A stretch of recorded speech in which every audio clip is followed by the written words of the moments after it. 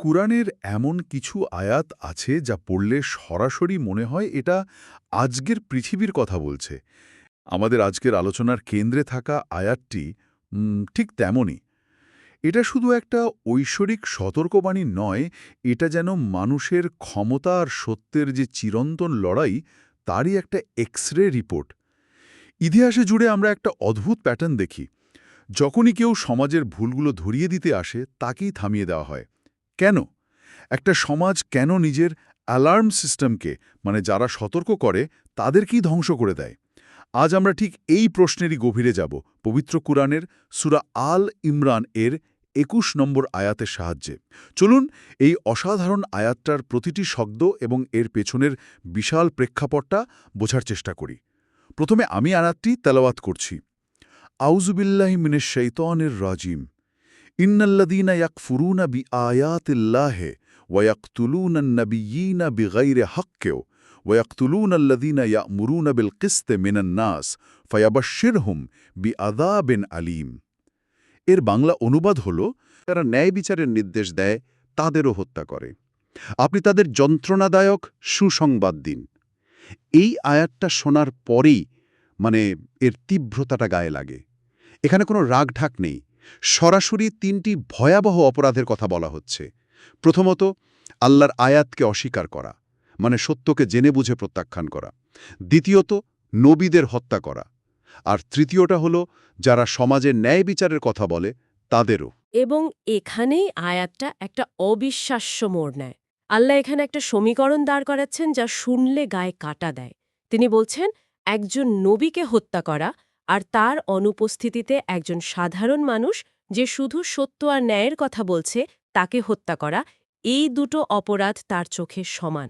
ভাবা যায়? হ্যাঁ, একজন সাধারণ সমাজকর্মী, একজন সৎ সাংবাদিক বা একজন প্রতিবাদী আলেমকে আল্লাহর নবীদের কাতারে দাঁড় করিয়ে সম্মান দিচ্ছেন।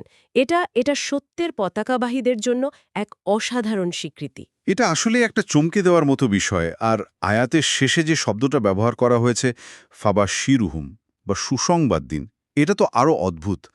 শাস্তির কথা বলতে গিয়ে সুসংবাদ কেন? এটাকে বলা যেতে পারে ঐশ্বরিক ব্যঙ্গ বা ডিভাইন সার্কাজম। আল্লাহ এখানে বলছেন, যারা এত বড় বড় অপরাধ করেছ তাদের জন্য আমার কাছে একটা দারুণ খবর আছে, আর সেটা হলো এক যন্ত্রণাদায়ক শাস্তি। এই এক শব্দেই অপরাধীদের প্রতি আল্লাহর চরম ঘৃণা এবং তাদের কাজের ভয়াবহতা ফুটে ওঠে। এটা শুধু শাস্তির ঘোষণা নয়, এটা অপরাধীদের জন্য এক চরম অপমান। আচ্ছা।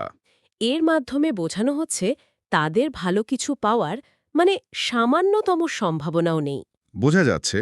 কিন্তু আমার প্রশ্ন হলো, এই আয়াতটা কি কোনো বিশেষ ঘটনার পরিপ্রেক্ষিতে নাজিল হয়েছিল? এর পেছনের প্রেক্ষাপটটা কি ছিল? হ্যাঁ, এর একটি শক্তিশালী ঐতিহাসিক প্রেক্ষাপট আছে। দেখুন, মদিনার ইহুদি গোত্রগুলো তাদের পূর্বপুরুষদের নিয়ে, তাদের জ্ঞানী ও নবী রাসূলদের বংশধর হওয়া নিয়ে খুব গর্ব করত। অথচ এই আয়াতটি তাদের সেই ইতিহাসের অন্ধকার দিকটাকেই চোখে আঙুল দিয়ে দেখিয়ে দিচ্ছে। তাদের ইতিহাসেই তো হজরত জাকারিয়া আলাইসাল্লাম এবং তার পুত্র হজরত ইয়াহিয়া আলাইসাল্লামের মতো মহান নবীদের নির্মমভাবে হত্যার ঘটনা ছিল। তারা সত্যকে গ্রহণ করার বদলে সত্যের বাহকদেরই সরিয়ে দিয়েছিল। তার মানে এটা তাদের অতীতের ভুলের কথা মনে করিয়ে দেওয়া হচ্ছে। ঠিক তাই, এবং এর গুরুত্ব বোঝাতে একটি হাদিসের কথা উল্লেখ করা যায়। রাসূলুল্লাহ সাল্লাল্লাহু আলাইহি সাল্লামকে একবার জিজ্ঞাসা করা হয়েছিল, কিয়ামতের দিন সবচেয়ে কঠিন শাস্তি কাদের হবে?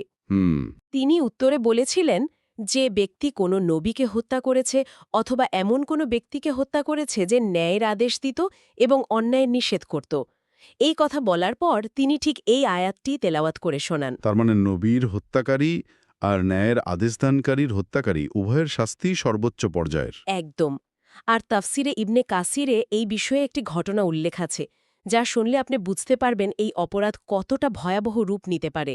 আচ্ছা। বলা হয়, বনি ইসরায়েলের লোকের একবার দিনের শুরুতে মাত্র কয়েক ঘন্টার মধ্যে ৪৩ জন নবীকে হত্যা করেছিল। বলেন কি? হ্যাঁ, আর যখন সেই শহরের ১৭০ জন ধার্মিক ও জ্ঞানী ব্যক্তি এই হত্যাকাণ্ডের প্রতিবাদ করতে এগিয়ে আসেন, তখন দিনের শেষ হওয়ার আগেই তাদের সবাইকেও হত্যা করা হয়। অবিশ্বাস্য। একই দিনে এতজন নবী এবং সত্যপন্থী মানুষকে হত্যা করা হয়েছিল। এই ঘটনাটা জানার পর আয়াতের প্রতিটি শব্দ যেন আরও জীবন্ত আর ভারী মনে হচ্ছে। ঠিক এই প্রেক্ষাপটটি বুঝতে পারলে আয়াতের গভীরতা আরও ভালোভাবে উপলব্ধি করা যায়। বোঝা যায় সত্যকে দমন করার এই প্রবণতা কতটা পুরনো এবং কতটা জঘন্য হতে পারে। হুম, এই ঘটনাটা শোনার পর আয়াতের শব্দগুলোর দিকে আবার তাকাতে ইচ্ছে করছে। যেমন আয়াতে একটা শব্দ আছে বি গাইরি হাক, অর্থাৎ অন্যায়ভাবে। আমার প্রশ্ন হলো, আল্লাহ এই শব্দটা কেন বিশেষভাবে উল্লেখ করলেন? নবীকে হত্যা করা তো সবসময়ই অন্যায়, তাই না? এর কি কোনো ন্যায্য কারণ থাকতে পারে? খুব সুন্দর একটি প্রশ্ন। না, নবীদের হত্যা করার কোনো ন্যায্য বা হক কারণ থাকতেই পারে না। তারা ছিলেন আল্লাহর নির্বাচিত, নিষ্পাপ এবং মানবতার শ্রেষ্ঠ প্রতিনিধি। আল্লাহ এই বি গাইরি হাক শব্দটি ব্যবহার করে মূলত হত্যাকারীদের মানসিকতার উপর আলোকপাত করেছেন। হুম, তারা যখন এই জঘন্য কাজগুলো করত, তখন নিজেদের কাজের পক্ষে নানা ধরনের খোড়া যুক্তি দাঁড় করানোর চেষ্টা করত। বলতো, ইনি আমাদের বাপদাদার ধর্ম নষ্ট করছেন, ইনি রাজ্যে বিশৃঙ্খলা সৃষ্টি করছেন, অথবা ইনি আমাদের ক্ষমতার জন্য হুমকি। ও আচ্ছা।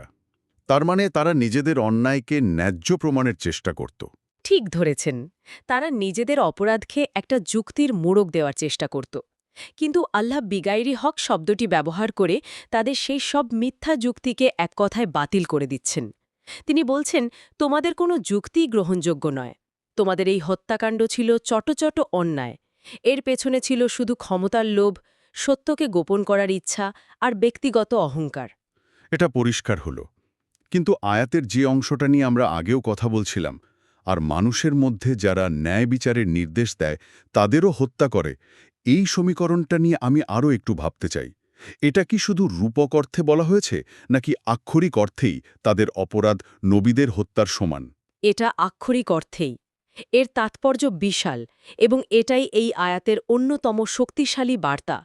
আল্লাহ এখানে স্পষ্ট করে দিচ্ছেন যে নবুয়তের দরজা বন্ধ হয়ে গেলেও সত্যের বাণী প্রচারের দরজা কখনো বন্ধ হয় না। আচ্ছা। নবীদের অনুপস্থিতিতে যারা সেই দায়িত্ব পালন করে, সমাজের ভুল ধরিয়ে দেয়, ইনসাফের কথা বলে, জুলুমের বিরুদ্ধে দাঁড়ায়, সেই সব আলেম, সমাজ সংস্কারক, অ্যাক্টিভিস্ট বা সাধারণ সত্যবাদী মানুষদের মর্যাদা আল্লাহর কাছে নবীদের অনুসারী হিসেবে অত্যন্ত উঁচু। তাদের হত্যা করা মানে আসলে নবীদের মিশনকেই হত্যা করার চেষ্টা করা।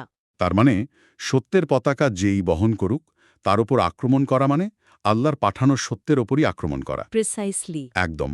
আল্লাহ তাদেরকে নবীদের কাতারে উল্লেখ করে এক অসাধারণ সম্মান ও স্বীকৃতি দিয়েছেন।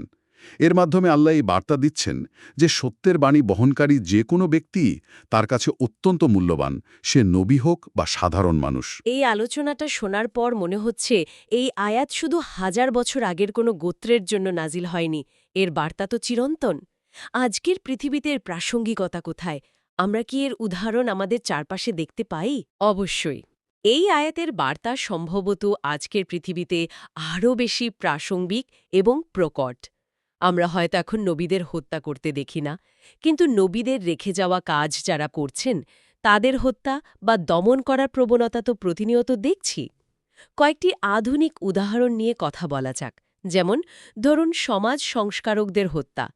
যখনই কোনো সাংবাদিক, হুইসেল ব্লোয়ার বা অ্যাক্টিভিস্ট কোনো বড় দুর্নীতি বা ক্ষমতার অপব্যবহারের কথা ফাঁস করে, প্রায়ই দেখা যায় তাদের গুম করে ফেলা হয় বা হত্যা করা হয়। এটা তো সেই বনি ইসরায়েলি মানসিকতারই আধুনিক সংস্করণ। ঠিক।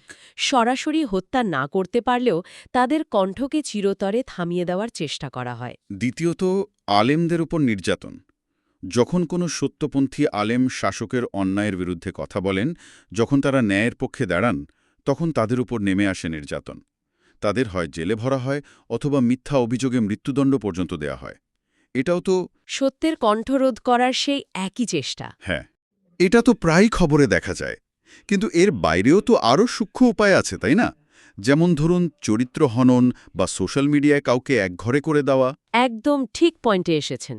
এটাই আমার চতুর্থ পয়েন্ট ছিল, সত্যের কণ্ঠরোধের আধুনিক রূপ। আজকাল কাউকে শারীরিকভাবে হত্যা করারও প্রয়োজন হয় না। সোশ্যাল মিডিয়া ট্রোলিং, চরিত্র হনন ব্ল্যাকমেইলিং বা চাকরি থেকে বরখাস্ত করার মাধ্যমেও তো একজন সত্যবাদীকে মানসিকভাবে হত্যা করা যায়। তার মেসেজকে জনতার কাছে গুরুত্বহীন করে দেওয়া হয়। ঠিক, এটাও এক ধরনের হত্যাকাণ্ড। আর রাজনৈতিক অঙ্গনে সেখানেও একই চিত্র, রাজনৈতিক হত্যাকাণ্ড। সৎ ও যোগ্য প্রতিপক্ষকে ক্ষমতার লোভে সরিয়ে দেওয়া, বিশেষ করে যদি সেই প্রতিপক্ষ জনগণের জন্য ভালো কাজ করে জনপ্রিয় হয়ে ওঠে, সেটাও এই আয়াতের অধীনে পড়ে। আর পঞ্চম এবং সবচেয়ে ভয়াবহ উদাহরণ হল নির্যাতিতদের উপর রাষ্ট্রীয় নিপীড়ন। যেমন ধরুন ফিলিস্তিন বা বিশ্বের অন্যান্য অঞ্চলে যখন সাধারণ মানুষ নিজেদের ভূমির অধিকার বা ন্যায় বিচার দাবি করে, তখন তাদের নির্বিচারে হত্যা করা হয়। আচ্ছা, এখানে ন্যায় বিচারের দাবিটাই তাদের অপরাধ হয়ে দাঁড়ায়। এই প্রতিটি ঘটনায় প্রমাণ করে এই আয়াতের সতর্কবাণী আজও কতটা জীবন্ত। এই উদাহরণগুলো শোনার পর আমার মনে একটা প্রশ্ন আসছে। সমাজের বা ব্যক্তির এই আচরণের পেছনের মনস্তত্ত্বটা কি? একটা সমাজ কেন নিজের মোরাল কম্পাস বা নৈতিক পথপ্রদর্শককে এভাবে ধ্বংস করতে চায়? এটা তো নিজের পায়ে নিজে কুড়াল মারার মতো। খুবই গুরুত্বপূর্ণ প্রশ্ন। এর পেছনে গভীর সমাজতাত্ত্বিক এবং মনস্তাত্ত্বিক কারণ আছে। সমাজবিজ্ঞানের ভাষায় একে বলা হয় সাপ্রেশন অফ ডিসেন্ট বা ভিন্নমত দমন। যে কোনো সুস্থ সমাজের লক্ষণ হল সেখানে ভিন্নমতকে স্বাগত জানানো হয়, গঠনমূলক সমালোচনাকে গুরুত্ব দেওয়া হয়। কিন্তু যখন কোনো সমাজ নৈতিকভাবে অসুস্থ হয়ে পড়ে, তখন সে সমালোচকদের শত্রু হিসেবে দেখতে শুরু করে। ঠিক যেন একটা জাহাজের ক্যাপ্টেন কম্পাসটাকেই ছুঁড়ে ফেলছে, কারণ কম্পাসটা তার পছন্দের দিকে ইঙ্গিত করছে না। এক্স্যাক্টলি, কি চমৎকার উপমা! আর কম্পাস ছাড়া জাহাজ যেমন দিশেহারা হয়ে ধ্বংসের দিকে এগোয়, সমাজও ঠিক সেভাবেই পতনের দিকে এগিয়ে যায়। কারণ তখন ভুল ধরিয়ে দেওয়ার মতো আর কেউ থাকে না। হ্যাঁ, সমাজকে সঠিক পথে পরিচালিত করার মতো আর কেউ থাকে না। সমাজ তখন অন্ধের মতো ধ্বংসের দিকে ছুটে চলে। নৈতিকতার অভিভাবককে সরিয়ে দিলে সেই সমাজে অন্যায় এবং দুর্নীতির নিয়ম হয়ে দাঁড়ায়। এটা তো গেল সামাজিক দৃষ্টিকোণ, কিন্তু ব্যক্তি পর্যায়ে একজন শাসক বা ক্ষমতাবান ব্যক্তি কেন সত্যবাদীকে সহ্য করতে পারে না? তার মনস্তত্ত্বে কি কাজ করে? মনোবিজ্ঞানের দৃষ্টিকোণ থেকে এটা চরম অসহিষ্ণুতা, নার্সিসিজম এবং আগ্রাসনের প্রকাশ। মানুষ যখন যুক্তিতে পরাজিত হয়, যখন তার কাছে কোনো নৈতিক ভিত্তি থাকে না, তখন সে শক্তির আশ্রয় নেয়। সত্যবাদীদের অকাট্য যুক্তি, তাদের নৈতিক অবস্থান, এগুলো অসত্যের পূজারীদের অহংকারে প্রচণ্ড আঘাত করে। তাদের মিথ্যার প্রাসাদ সত্যের এক ফুৎকারে ভেঙে পড়ার উপক্রম হয়। এই নৈতিক পরাজয় মেনে নিতে না পেরে তারা সহিংসু হয়ে ওঠে। তারা ভাবে শক্তি প্রয়োগ করে সত্যের আওয়াজকে থামিয়ে দেওয়া যাবে। ঠিক, তার মানে তাদের এই সহিংসতা আসলে তাদের ভেতরে দুর্বলতারই প্রকাশ। নিঃসন্দেহে এটা তাদের নৈতিক দেউলিয়াপনার বহিঃপ্রকাশ।